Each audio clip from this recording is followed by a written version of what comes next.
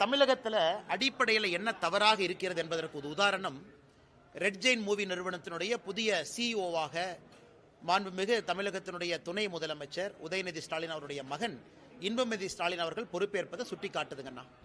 இன்னைக்கு பத்திரிகை துறையில் நீங்கள் நின்றுட்டு இருக்கிறீங்கண்ணா.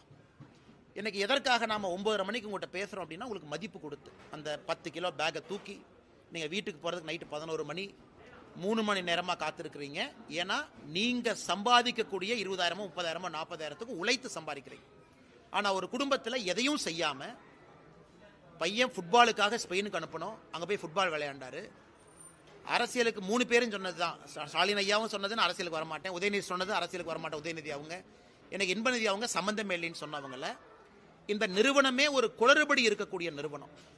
இந்த நிறுவனத்தை பொறுத்தவரை பணம் எப்படி வருது, பணம் எப்படி போகுதுன்னு யாருக்குமே தெரியாது.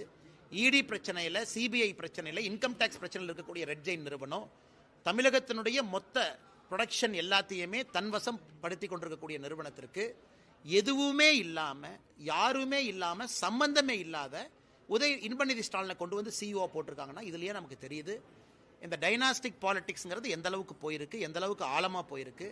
அதையெல்லாம் தாண்டி நீங்களும் நானும் என் குழந்தைய கஷ்டப்பட்டு படித்து வளர்த்தி சம்பாரித்து வாப்பான்னு சொல்கிறோம். ஆனால் ஆட்சியாளர்களுடைய குழந்தை சுகமாக எதுவும் செய்யாமல் நேரடியாக வந்து உட்கார்றாங்க. அதனால்தான் திரும்ப திரும்ப சொல்லுகின்றோம், அரசியல் மாறணும். அது அவருடைய தனிப்பட்ட விஷயம். பொதுப்படையாக சொல்வது இது தமிழகத்திற்கு அழகல்ல. ஆட்சியாளர்கள் தன்னுடைய குழந்தையை இது போல பேக்டோரில் கொண்டு வருவது அழகல்ல என்பது என்னுடைய தனிப்பட்ட பார்வைங்க.